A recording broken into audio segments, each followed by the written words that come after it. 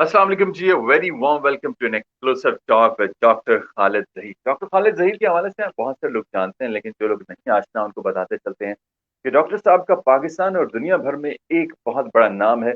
जब हम religious discussion की बात करते हैं, जब स्कॉलरली डिस्कशन की बात करते हैं और हम ऐसे मौजूआत की बात करते हैं जिन पर बहुत सारे रिलीजियस स्कॉलर्स ने बात बहुत कम की है, या कि आप यूं समझिए कि जिस तरह हम मॉडर्न कन्वर्सेशन की हम लोग बात करते हैं, तो उसमें बहुत सारे जो हमारे उलमा हजरात हैं वो जरा कम वक्त दे पाते हैं। लेकिन डॉक्टर साहब का बड़ा जबरदस्त मामला ये है कि ये यूथ के साथ बहुत कनेक्टेड होते हैं और बहुत सारे ऐसे कॉमन लाइफ इश्यूज पर बात करते हैं जो कि हमारे मजहब की गाइडलाइन में शामिल है। तो विदाउट एनी फर्दर डिले जी, डॉक्टर साहब को वेलकम कहते हैं। डॉक्टर साहब अस्सलाम वालेकुम। वालेकुम अस्सलाम। डॉक्टर साहब, आज का मौजू हमारी मुस्कुराहट से थोड़ा सा दूर है। आज हम बात करते हैं कि जब लोग इस दुनिया से बिछड़ जाते हैं, हमारे प्यारे, हमारे करीबी दोस्त, रिश्तेदार, चाहे वो वालदैन हैं, बुजुर्ग हैं, बच्चे हैं, तो उस वक्त हम एक अजब मामला देखते हैं कि आप उस घर के पास चले जाएं तो आपको शोर, आहें, सिस्कियां, चीखो पुकार सुनने को मिलता है। डॉक्टर साहब, क्या हमारा मजहब इसके हवाले से कोई गाइडलाइन देता है कि हमें क्या करना चाहिए? जी देखिए, बात यह है कि अल्लाह का पैगाम दर हकीकत मौत के सवाल ही पर घूमता है। दुनिया की जिंदगी में जब हम आते हैं तो वक्ती तौर पर बड़ी अट्रैक्टिव लगती है, बड़ी एक्टिविटी है, शोर शराबा है, बड़ी उम्मीदें हैं, ख्वाब हैं, ख्वाहिशात हैं जो पूरी होती हैं, और आदमी थोड़ी देर के लिए समझता है कि बस यही सब कुछ है।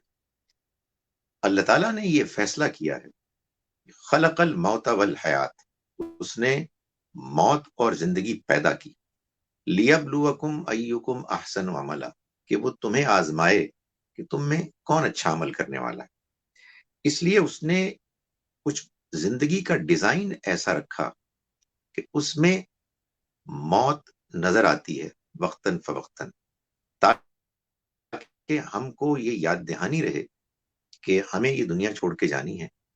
चुनाचे ये दुनिया की जिंदगी यहां जीने के लिए नहीं है, बल्कि ये सिर्फ एक इम्तिहान।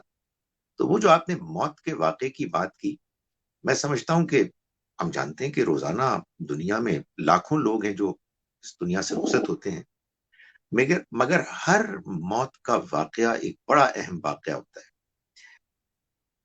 इसलिए कि असल में उस वाकये में वो सबक होता है, वो पैगाम होता है जो हर इंसान के लिए जरूरी है।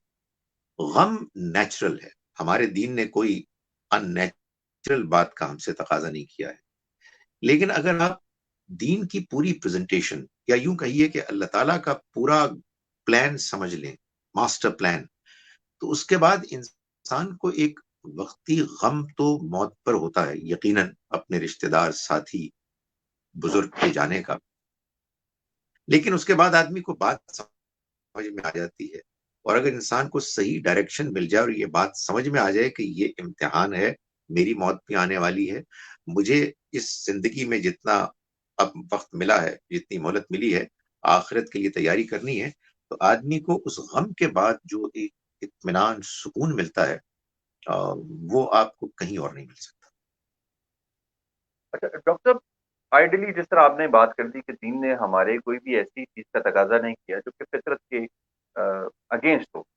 अब अगर आप यही बात को यूं लेकर चलते हैं तो फिर जो लोगों का रोना है, चीखो पुकार है और एक अजब सा जो समा क्रिएट होता है, क्या वो सब जायज है? मैंने गुजारिश की कि एक जुज में तो वो नेचुरल है, मगर अगर आप दीन की पूरी प्रेजेंटेशन को समझें तो आपको ये मालूम होगा कि भाई बात ये है कि मेरी माँ, मेरा बाप, मेरा कोई रिश्तेदार, भाई, दोस्त दुनिया से रुखसत हुआ है, तो ऐसा नहीं है कि वो फना हो गया है और अब मेरी और उसकी कहीं मुलाकात मुमकिन ही नहीं है, और मैं भी फना हो जाऊंगा, और ये जो एक स्टोरी चल रही थी मेरी जिंदगी की, ये अब खात्मे की तरफ आ रही है और बस कुछ नहीं है। नहीं, दीन यही तो पैगाम देने के लिए आया है کہ موت کے نتیجے میں انسان فنا نہیں ہوتا، بلکہ انسان کا انتقال ہو جاتا ہے ایک دوسری دنیا میں، جہاں کچھ عرصے جینے کے بعد قیامت کا دن آئے گا اور حساب کتاب ہوگا۔ اور اگر ہم نے اس دنیا کی زندگی میں صحیح رویہ اختیار کیا، ایمان اور نیک عمل کے ساتھ زندگی گزاری، تو آخرت میں ہمیشہ کے لیے اللہ تعالیٰ ہمیں ایک ساتھ جینے کا موقع دے گا۔ تو رونا، غم میں مبتلا ہونا وقتی طور پر تو یہ بالکل نیچرل ہے۔ کہتے ہیں کہ نبی اکرم صلی اللہ علیہ وسلم کے صاحبزادے کا جب انتقال ہوا تو آپ کی آنکھوں میں بھی آنسو تھے، اور آپ نے فرمایا کہ یہ وہ ہمدردی ہے کہ جو اللہ نے اپنے بندوں کے اندر رکھی ہے، لیکن ایک خاص حد سے زیادہ انسان واویلا کرنا اور بین کرنا، اور جو عام طور پر ان معاشروں میں ہوتا ہے کہ جہاں موت کے بعد کی زندگی کا کوئی تصور نہیں، وہ ظاہر ہے کہ ہمارے ہاں پسندیدہ نہیں۔ اچھا ڈاکٹر صاحب، جب ہم یہ زندگی کی بات کرتے ہیں کہ موت کے بعد ایک زندگی موجود ہے، اب ہمیں سننے والے یقیناً ایسے لوگ موجود ہیں جو کہ مسلمان بھی ہیں، غیر مسلم بھی ہیں، تو تھوڑا سا ہمیں گائیڈ کریں گے کہ کون کون سے ایسے مذاہب ہیں جنہوں نے اس چیز کے بارے میں بات کی ہے کہ اس موت کے بعد ایک اور زندگی بھی ہے مذہب اسلام کے علاوہ؟ سارے ہی مذاہب اس بات کو مانتے ہیں، صرف فرق یہ ہے کہ موت کے بعد کی زندگی کی شکلیں مختلف ہیں۔ مثلا جو جن کو ایبراہمک ریلیجنز کہتے ہیں، ابراہیم علیہ السلام کے بعد کے زمانے کے یہودیت، مسیحیت اور اسلام، ان کے ہاں تو دائر اسلام تو یہ دعویٰ ہی نہیں کرتا کہ وہ کوئی نیا پیغام ہے، اسی پیغام کی کنٹینویشن ہے، بلکہ وہ جو پچھلے پیغمبروں کی طرف سے پیغام آیا، اللہ کا یہ آخری پیغام اصل میں اسی کی پرسٹائن پیور شکل ہے، جس کو کہ اللہ تعالیٰ نے پریزرو کر دیا ہے اور پوری طرح سے اب واضح طور پر بیان کر دیا ہے، محفوظ کر کے۔ تو ان میں تو موت کے بعد کی زندگی کا پورا پورا بیان ہے۔ صرف اتنا فرق ضرور ہے کہ پچھلے ان مذاہب میں، یا آپ کہیے کہ مذہب کی، دین اسلام کی پچھلی ورژنز میں، چونکہ لوگوں نے اپنے طور پر کچھ اس میں چینجز، ایڈیشنز کر دیے، تو وہ بعض اوقات دھندلا سا نظر آتا ہے۔ مثلا مسیح علیہ السلام کے ارشادات جب ہم پڑھتے ہیں بائبل میں، تو کنگڈم آف دی ہیون کا ذکر آتا ہے، اور بعض لوگ یہ سمجھتے ہیں کہ شاید یہ اسی دنیا کی کوئی زندگی کی کنگڈم ہے، لیکن بہرحال وہ تصور موت کے بعد کی زندگی کا ان مذاہب میں موجود ہے۔ آپ جانتے ہیں کہ ہندوازم میں اس کا ذکر ہے کہ آدمی مرتا ہے، پھر ایک دوسری فارم میں آتا ہے، پھر ایک تیسری فارم میں آتا ہے۔ جو چینی مذاہب ہیں ان کے ہاں بھی اس زندگی کے علاوہ ارواح کی زندگی کا ایک تصور ہے، اور وہ اپنی بزرگوں کی ارواح کے بارے میں تصورات رکھتے ہیں۔ میں یہ سمجھتا ہوں کہ جیسا کہ قرآن مجید سے واضح طور پر معلوم ہوتا ہے کہ موت کے بعد کی زندگی کی انڈرسٹینڈنگ، اس کے بارے میں ایک احساس ہر انسان کے اندر موجود ہے، اس کے بغیر موجودہ دنیا کی زندگی ایکسپلین ہی نہیں ہو سکتی، مگر اس نے مختلف شکلیں اختیار کر لی، اور وہ اس لیے کہ انسان پر جب آپ چھوڑیں گے بغیر اللہ کی طرف سے گائیڈنس اور انٹرونشن کے، تو لوگ اس کو بگاڑ بھی دیتے ہیں، اپنی مرضی سے تبدیل بھی کر دیتے ہیں۔ سچی بات یہ ہے کہ آگے ہم بات کریں گے تو ہمارے ہاں بھی اس میں کچھ مسائل پیدا ہو گئے، لیکن یہ ہے ہر مذہب میں۔ دین، مذہب اصل میں اس کا سوال پیدا ہی موت کی وجہ سے ہوتا ہے۔ اگر موت نہ ہو تو مذہب کی کوئی ضرورت نہیں ہے اس دنیا کی زندگی۔ اچھا ڈاکٹر صاحب، ہم نے بات کی کہ مختلف مذاہب میں مرنے کے بعد زندگی کے بارے میں کیا کیا بات ہوئی، پھر ہم نے یہ بات کی کہ مذہب اسلام کیا بات کرتا ہے کہ اگر کوئی اس دنیا سے رخصت ہو جاتا ہے تو ہم کس انداز سے، کن لمیٹیشنز کے اندر رہتے ہوئے سوگ بنا سکتے ہیں۔ جیسے آپ نے ذکر کیا کہ وین جو ہے، یعنی کہ بہت زیادہ چیخو پکار پسند نہیں کی گئی، یا یوں کہیے کہ منع کی گئی ہے۔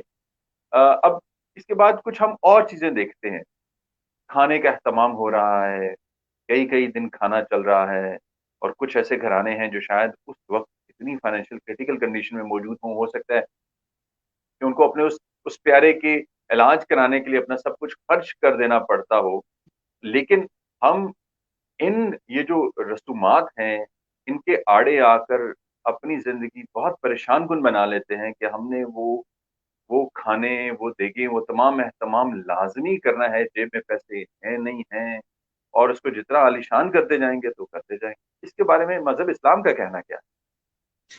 ہمارے دین میں اس طرح کی کوئی چیز سرے سے ہے ہی نہیں. یعنی دین اسلام کے بارے میں جب آپ یہ سوال کریں گے کہ یہ ہم کو کہاں سے ملا ہے، تو اس کا ایک ہی جواب ہے، اور وہ یہ کہ محمد صلی اللہ علیہ وسلم کہ جو اللہ کے نبی، اللہ کے رسول تھے، اور آخری نبی اور آخری رسول تھے. آپ نے ہمیں اللہ کا دین دیا ہے. آپ کی زندگی اور آپ کی تعلیمات میں موت کے بعد جو شخص دنیا سے رخصت ہوتا ہے، مرد ہو یا عورت، اس کے لیے اس کا غسل، اس کو کفن پہنانا، اس کے بعد اس کی نماز جنازہ پڑھنا، اور پھر اس کے بعد اس کو قبرستان میں دفن کر دینا. بس یہی باتیں بتائی گئی ہیں. اس کے بعد آدمی جتنا چاہے ان کے لیے دعا کرے، قبرستان میں جا کے دعا کرے، اپنے گھر میں دعا کرے، اپنی نمازوں میں دعا کرے، اور کوئی چیز نہیں بتائی گئی. ہمارے ہاں سب کانٹیننٹ میں چونکہ ہم ہندوؤں کے ساتھ ایک طویل عرصے تک رہے ہیں، اس وجہ سے ہم ان کے طور طریقوں سے متاثر ہوئے، اور یہ کھانا پینا، یہ قل، یہ چہلم، یہ ایصال ثواب، یہ قرآن خوانی، یہ سب کچھ ہمیں یہاں سے آئی ہے. آپ اگر عالم اسلام میں اور جگہوں پر جائیں تو آپ کو یہ معلوم ہوگا کہ اس طرح کی کوئی چیز نہیں ہے. اللہ کے رسول صلی اللہ علیہ وسلم کی سنت وہ عمل ہے دینی کہ پوری دنیا کے مسلمانوں نے اختیار کیا ہے، اور پوری دنیا کے مسلمانوں میں جو کامن ڈینومینیٹر ہے موت کے موقع پر وہ یہی ہے کہ آپ غسل دیتے ہیں، آپ کفن دیتے ہیں، پہناتے ہیں، آپ نماز جنازہ پڑھتے ہیں، اور آپ دفنا دیتے ہیں. بس اس کے علاوہ کوئی دین کی طرف سے اور ہمیں رسم کرنے کو نہیں کہا گیا. ڈاکٹر صاحب، جیسے آپ کی گفتگو سے ہمیں یہ معلوم ہوا کہ مذہب اسلام نے کل کی تعلیف میں ایسی کوئی گائیڈ لائن نہیں دی. ہاں ہی ہم جو ہسٹری آف اسلام ہے اس میں ایسی چیزیں کچھ دیکھ پاتے ہیں، لیکن چونکہ ہم برِ صغیر میں ہندوؤں کے ساتھ رہے تو ایسی بہت ساری رسومات کو ہم نے آہستہ آہستہ اپنی زندگی میں شامل کر. اب سوال یہ ہے کہ ہم اپنی زندگی کو ہر آنے گزرے ہوئے دن کو آج کے دن کے ساتھ کمپیئر کرتے ہیں اور کوشش کرتے ہیں کہ آج کا دن گزرے ہوئے دن سے بہتر ہو اور پھر آئندہ آنے والا دن اس سے بہتر ہو. تو یہ کل ہے، یہ جو 40واں ہے، یہ ہماری زندگی میں اتنے رچ بس گئے ہیں کہ ان کو نکالنا بڑا مشکل ہے. تو اگر آپ کو ایزی اسٹیپ گائیڈ کرنا چاہیں تو وہ کیا ہوں گے کہ اگر کسی کا کوئی بہن، کوئی بھائی، کوئی والد، کوئی والدہ ایک شوہر کی وفات ہوتی ہے، تو جو پیئر پریشر ہے، جو انوائرمنٹ پریشر ہے، وہ تو شاید ان تمام چیزوں کو کرنے اور کروانے پر مجبور کرے گا کہ آپ کل بھی کریں، آپ چالیسویں بھی کریں، آپ اور معاملے. تو ایزی اسٹیپ کیا ہے جس سے ہم ان چیزوں کو اوائڈ کر سکیں؟ دیکھیں، جس کو بھی اس بات کا احساس ہے کہ اللہ کے دین میں نہ ہم کوئی اضافہ کر سکتے ہیں اور نہ ہم کوئی کمی کر سکتے ہیں، اور دین میں کمی کرنا بھی اور اضافہ کرنا بھی یہ بڑے جرائم ہیں، وہ ظاہر ہے کہ یہ چاہے گا کہ وہ خود ذاتی طور پر کوئی ایسا کام نہ کرے کہ جس میں دین کا کوئی اضافہ اس سے سرزد ہو، جس کو آپ بدعت کہتے ہیں، نئی چیز آپ شامل کریں. لوگ اس کے بارے میں بڑے سینسٹیو ہیں، لوگ اس کے بارے میں بہت جھگڑا کرتے ہیں، جذباتی ہوتے ہیں. میرا خیال ہے آپ نے پوچھا کہ سٹیپ کیا ہونا چاہیے. میں جی. سمجھتا ہوں کہ ہمارے لوگ عام طور پر توقع کرتے ہیں نماز جنازہ کے بعد یا دفنانے کے بعد کہ کوئی صاحب اعلان کریں گے کہ اب فلاں تاریخ کو کل یا پرسوں قل ہوں گے. عام طور پر کہا جاتا ہے کہ مرد حضرات جو ہیں وہ مسجد میں چلے جائیں، خواتین فلاں گھر میں آ جائیں اور قرآن خوانی ہوگی. میرا خیال ہے کہ اگر کسی کو اللہ تعالیٰ یہ توفیق اور ہمت دے تو وہ اعلان کرے کہ آپ فلاں گھر تشریف لے آئیں ہمارے گھر، اور انشاءاللہ ہم مرحوم یا مرحومہ کے لیے مل کر دعا کریں گے. اور دعا سے پہلے ایک گفتگو ہوگی، اس گفتگو میں وہ سمجھائیں کہ دیکھیں اللہ کا دین کیا ہے. اگر ہم موت کے اس واقعے کے بعد بھی محض اپنے رسم و رواج پر چلے اور ہم اپنے خواہشات کو پورا کرنے کے لیے ان کاموں کو کرنے پر زور دینے لگے کہ جو ہمارے دین میں بتائے ہی نہیں گئے ہیں، تو پھر اس کا مطلب یہ ہے کہ ہم نے اس سے سبق حاصل نہیں کیا. تو بات کرنے والا نرمی سے بات کرے، کوئی بات ایسی نہ ہو جس سے کہ لوگ خواہ انسلٹڈ محسوس کریں کہ ان کو اوفینڈ کیا جا رہا ہے. تو یہ سمجھایا، دیکھیں یہ آپ کا بھی مسئلہ ہے دین، میرا بھی مسئلہ ہے. مجھے یہ بات سمجھ میں آئی ہے. میں آپ کو یہ بتانا چاہتا ہوں کہ اب ہمارے اس مرحوم بھائی، مرحوم بہن، بزرگ کے لیے اگر ہم کچھ کر سکتے ہیں تو وہ ان کے لیے دعا ہے.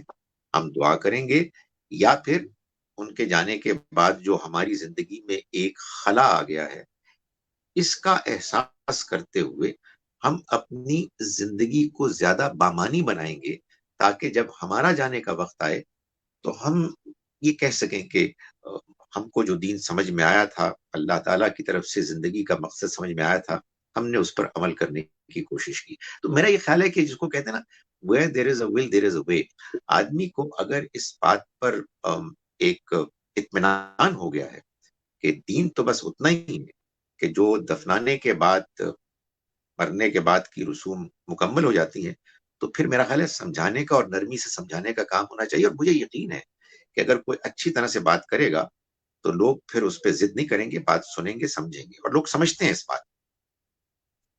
بہت بہت زبردست مشورہ دیا ڈاکٹر صاحب آپ نے، کیونکہ جب ہم ایک بات کو پبلکلی سمجھانے کی کوشش کرتے ہیں، کیونکہ پبلکلی ادا ہو جاتی ہے، تو اس کو شاید میرا خیال ہے پیئر پریشر ریڈیوس کرنے میں آپ کو ہیلپ بھی ملے گی، کیونکہ آپ نے پبلکلی وہ بات کر دی تو اب بہت سارے لوگ چونکہ اس بات ہو چکی ہے تو اس ایکشن کی جانب جانے سے رک جائیں گے. I think this is a wonderful suggestion. اور ایک عام طور پہ ہمارے پاس ایک اور ٹول بھی ہے جو کہ شاید میں آپ ہم لوگ اپنی اپنی حیثیت اور اپنی اپنی طاقت کے اندر رہتے ہوئے کر سکتے ہیں. وہ وصیت ہوتی ہے. وصیت کے اندر ہم لکھ کے دے سکتے ہیں کہ جی میرے جانے کے بعد ایسی رسومات جن میں کل 40واں یا کوئی ایسی چیز ہے جس سے فیملی برڈن یا لوگوں پر برڈن یا کوئی ایسی بدعت کریٹ ہو رہی ہے وہ نہ کی جائے. تو میرا خیال ہے یہ بھی ایک اچھا اسٹیپ ہو سکتا ہے جس کے ذریعے میں ایسی بہت چیزوں اچھی کو بات کی آپ نے. روک سکتے یہ ہاں مجھ سے مس ہو گئی، آپ نے بہت اچھی بات کی کہ مرنے والا مرنے والی اگر لکھ کے چلا جائے تو پھر تو کسی کو کیا اعتراض ہو سکتا ہے. تو اناؤنس کرنے والا یہ اناؤنس کرے کہ دیکھیں یہ مرحوم مرحومہ کی خواہش تھی کہ ان کے لیے اس کے علاوہ کچھ اور نہ کیا جائے، اور آپ آئیے اس پر ہم ایک گفتگو کرتے ہیں، اس پر ایک پریزنٹیشن ہم کریں گے. اگر وہ بھی نہیں کرنا کوئی مسئلہ نہیں ہے، آپ لکھ کے بھی لوگوں کو بھیج سکتے ہیں. مگر یہ بہت اچھی سجیشن ہے، اور سچی بات یہ ہے کہ اگر ہمارے ہاں اس چیز کی اویئرنیس ہو جائے تو لوگ یہ وصیت کر کے جائیں. کیونکہ ڈاکٹر صاحب جو میری آبزرویشن میں آئے، چاہے ہم اپنی زندگی کے خوشی اور غموں کے معاملات کو دیکھیں تو اصل میں بہت ساری چیزیں ہم پیئر پریشر کے انڈر کر رہے ہیں، یا ہم اپنے بہت زیادہ پیسے کے ہونے کا استعمال دکھا رہے ہیں، یا بہت زیادہ دکھانا چاہ رہے ہیں کہ میں بہت زیادہ خوشی یا بہت زیادہ غم ہے. لیکن ان چیزوں پر جب ہم خرچ کرتے ہیں تو وہ لوگ جو اس وقت مالی استطاعت نہیں رکھتے ان کے اوپر ایک بہت بڑا پریشر بلڈ ہو جاتا ہے.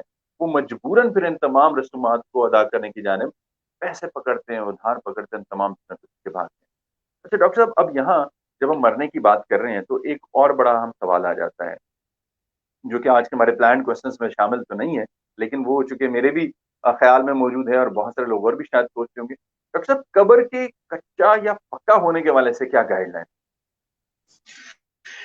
دیکھیں جب آپ پوچھتے ہیں نا گائیڈ لائنس کیا ہیں، تو اس کا مطلب یہ ہوتا ہے کہ ہمارے دین میں کوئی بات باقاعدہ بیان کر کے اس کو مشہور کر دیا گیا تو ایسی کوئی چیز نہیں ہے.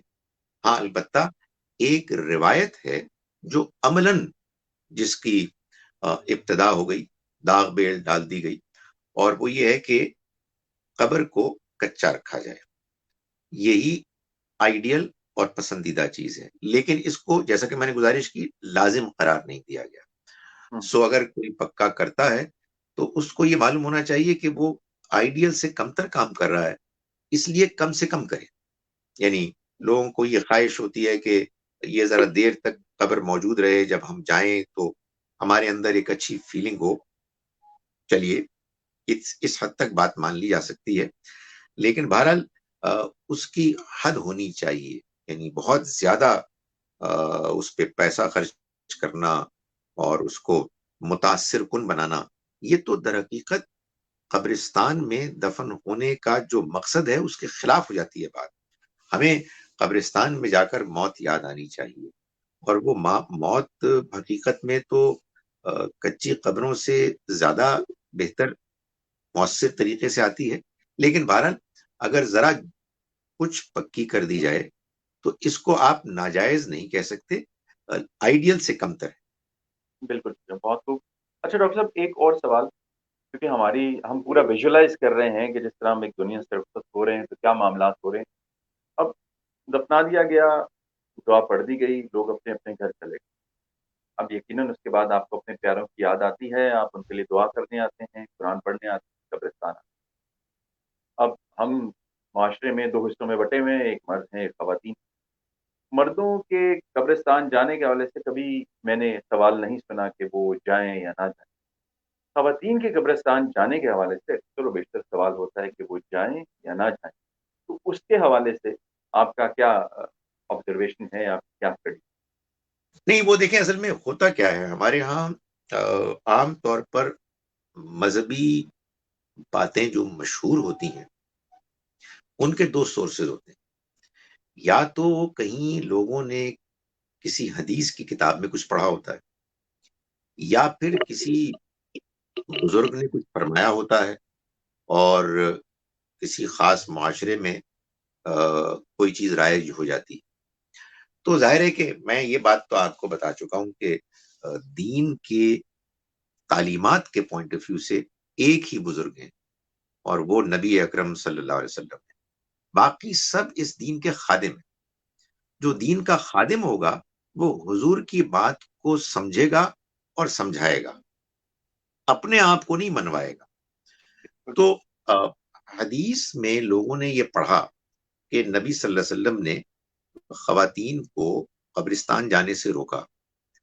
اصل میں حدیث کے لٹریچر کا معاملہ یہ ہے شاہد زمان صاحب، یہ بہت پھیلا ہوا ہے، یعنی اتنی زیادہ حدیثیں ہیں کہ آپ نے مثال کے طور پر ایک کتاب پڑھ لی تو ابھی آپ کے لیے اور بہت ساری کتابیں ہیں پڑھنے والی، کیونکہ وہ آپ کے ارشادات ہیں، کسی نے کچھ سنا، کسی نے کچھ سنا، کسی نے کسی کو بیان کیا، کسی نے کسی کو بیان کیا، محدثین میں سے بھی کسی کے پاس کچھ بات آ گئی، کسی کے پاس کچھ بات آ گئی۔ تو بعض اوقات پوری بات نہیں آتی، بلکہ میں نے دیکھا اکثر پوری بات سامنے نہیں آتی۔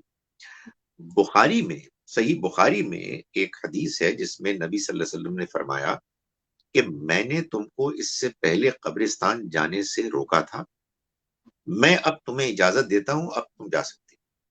تو معلوم یہ ہوا کہ ایک وقت تک نبی صلی اللہ علیہ وسلم نے خواتین کو روکا تھا۔ اس کی وجہ یہ ہے کہ عرب معاشرے میں بھی، بعض دوسرے معاشروں کی طرح ہمارے ہاں بھی بعض ایسے لوگ ہیں کہ جو بین کرنے کو، رونے کو، چیخنے چلانے کو باقاعدہ سمجھتے ہیں کہ ایک یہ ضرورت ہے اس موقع کی، اس کے بغیر بات مکمل نہیں ہوتی۔ میں نے کئی مرتبہ بعض لوگوں کے اس طرح کے موقعوں پر دیکھا ہے کہ ایک خاتون آئی ہیں اور بالکل ٹھیک ہیں، ایک دوسرے سے بات چیت کر رہی ہیں، گپ شپ کر رہی ہیں، اچانک انٹر ہوئی ہیں اور چیخنا چلانا شروع کر دیا، انہوں نے بیان کرنا شروع کر دیا۔ 5 منٹ میں وہ اپنے اس پورے پریزنٹیشن سے فارغ ہوئی ہیں، واپس گئی ہیں، پھر نارمل ہو گئی۔ تو یہ ہمارے ہاں ایک طریقہ ابھی بھی ہے، حضور کے زمانے میں بھی تھا۔ تو آپ نے جب یہ محسوس کیا کہ اب خواتین کو یہ بات سمجھ میں آ گئی ہے کہ ان کے لیے رونا، چیخنا، چلانا، بین کرنا یہ پسندیدہ نہیں ہے، تو اب تم جا سکتی۔ تو اس وجہ سے خواتین کے قبرستان جانے میں کوئی رکاوٹ نہیں۔ بھائی جیسے مردوں کی ضرورت ہے، خواتین کی بھی ضرورت ہے۔ قبرستان میں جانے کی وجہ کیا ہے؟ دو وجوہات ہوتی، ایک یہ کہ اپنے مرحوم مرحومہ کے جو وہاں دفن ہے ان کے لیے دعا کرنا۔ ویسے تو دعا ہم گھر میں بھی کر سکتے ہیں، لیکن قبر پہ جا کے آدمی کو وہ یاد آتے ہیں، اس لیے کہ ظاہر ہے وہاں ان کو دفن کیا گیا ہے۔ اور دوسری ضرورت موت کو یاد کرنا ہے۔ تو بھائی یہ دونوں ضرورتیں جہاں مردوں کی ہیں عورتوں کی بھی ہیں، تو خواتین کو اس کی اجازت ہے، کوئی رکاوٹ نہیں۔ ڈاکٹر صاحب، ہمارا وقت ہے آج اس وقت تقریباً شام کو پہنچنا۔ آپ کا بہت شکریہ، آپ نے ہمیں وقت دیا اور ہمیں مذہب اسلام کے حوالے سے گائڈ کیا کہ ہماری زندگی میں اس کا کا کیا کردار ہے اور کس طریقے سے میں اپنی زندگی گزارنی چاہیے. بہت بہت شکریہ. بہت شکریہ جناب، جزاک اللہ. تھینک یو سو مچ جی. آپ تمام لوگ جو آج ہمارے ساتھ رہے اس طرح حاضر ہوں گے. اپنا بہت خیال رکھے گا.